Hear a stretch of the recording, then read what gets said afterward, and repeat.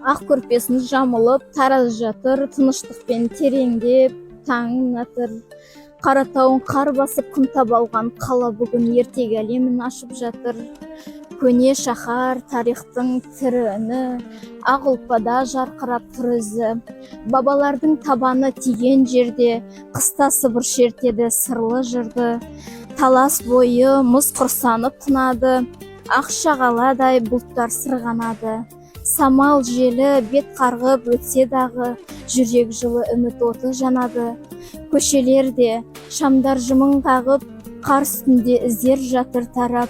Таразым-ай, қыс келсе құлпырасың, ақ әлемде ажарың бөлек даралап. Таразым менің тарихы терең қала, қысыңда сенің ерекше дара. Аппақ қардай болсын болашағың берекелі, бақ дәулеті мол қала.